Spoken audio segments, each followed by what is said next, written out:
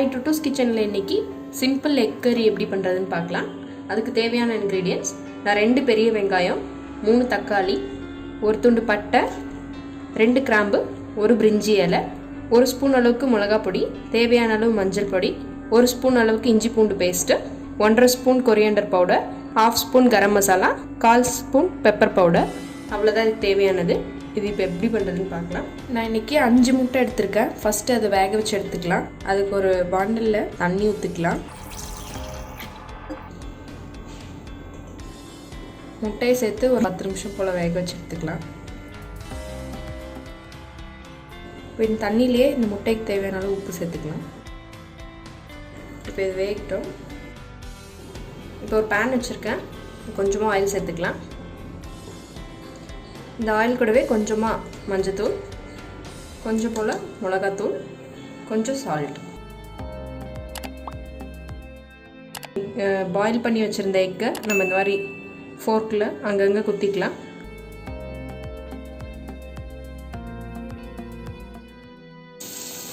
இப்போ அவ்வளோதான். இந்த மாதிரி மிக்ஸ் பண்ணிட்டு நம்ம எடுத்து வச்சுக்கலாம். இப்போ நம்ம எடுத்து வச்சுருந்த 3 தக்காளியை நல்லா அரைச்சிட்டு வந்துடலாம். ஒரு கடாய் வச்சுருக்கேன். கடாயில் தேவையான அளவு எண்ணெய் ஊற்றிக்கலாம்.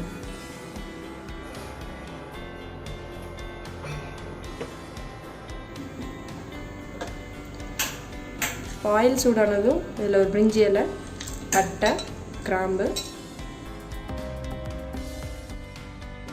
இப்போ இது கூடவே கட் பண்ணி வச்சுருந்த 2 ஆனியன் சேர்த்துக்கலாம்.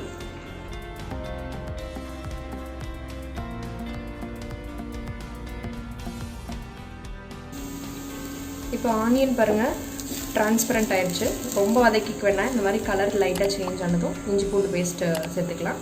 இதையும் நல்லா பச்சை வாசனை போகிற அளவுக்கு வதக்கிக்கணும்.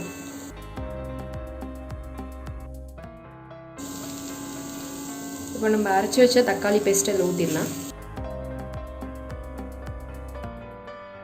இது தக்காளி நல்லா வதங்கி கலர் மாறுற அளவுக்கு நீங்கள் வதக்கிக்கணும். இப்போ தக்காளி வதங்கிருச்சு. மல்லிப்பொடி சேர்த்துக்கலாம், மிளகாய் பொடி, மஞ்சள்தூள்,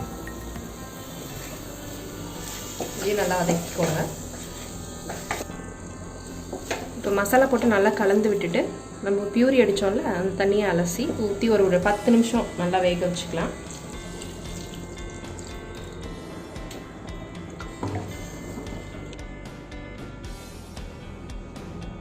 இப்போ இது கூடயே குழம்புக்கு தேவையான அளவு உப்பு சேர்த்துக்கலாம். இது கலந்து விட்டு ஒரு 10 நிமிஷம் கொதிக்க விட்டுருங்க.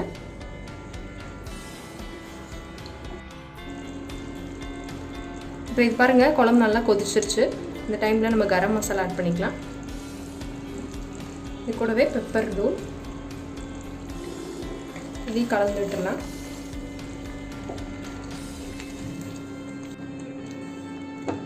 போட்டு ஒரு 2 நிமிஷம் கொதிக்கட்டும். இது வந்து கஸ்தூரி மேத்தி. இது சும்மா ஆப்ஷனல் தான், ஒரு ஃப்ளேவருக்காக. நீங்கள் இருந்தால் போட்டுக்கோங்க, இல்லைன்னா இந்த ஸ்டெப்பை ஸ்கிப் பண்ணிவிடுங்க.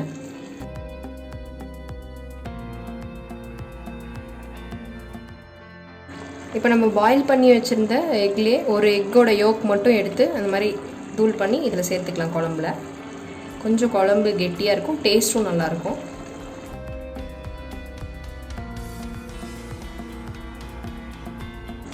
லாஸ்ட் ஸ்டெப்பாக நம்ம வேக வச்ச முட்டையை ஆட் பண்ணிடலாம்.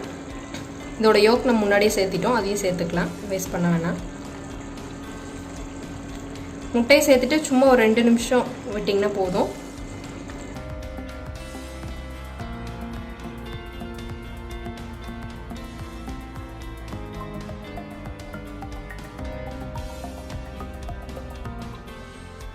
அவ்வளோதான், 2 மினிட்ஸ் ஆயிடுச்சு. இப்போ நம்ம அடுப்பு ஆஃப் பண்ணிடலாம். சூப்பரான முட்டைக்கறி ரெடி ஆயிடுச்சு. நீங்களும் இந்த ரெசிபியை ட்ரை பண்ணி பாருங்கள்.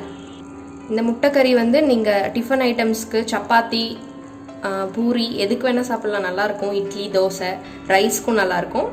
நீங்களும் இந்த ரெசிபியை கண்டிப்பாக ட்ரை பண்ணி பாருங்கள். ட்ரை பண்ணி பார்த்துட்டு எனக்கு கமெண்ட்டில் சொல்லுங்கள். தேங்க்யூ. இந்த வீடியோ யூஸ்ஃபுல்லாக இருக்கும் நம்புகிறேன். தொடர்ந்து நம்ம சேனலை சப்போர்ட் பண்ணுங்கள். உங்கள் டவுட்ஸை கமெண்ட்டில் கேளுங்க. டுட்டூஸ் கிச்சனை லைக் பண்ணுங்கள், ஃப்ரெண்ட்ஸ் அண்ட் ஃபேமிலிக்கு ஷேர் பண்ணுங்கள், அப்படியே சப்ஸ்கிரைப் பண்ணிக்கோங்க.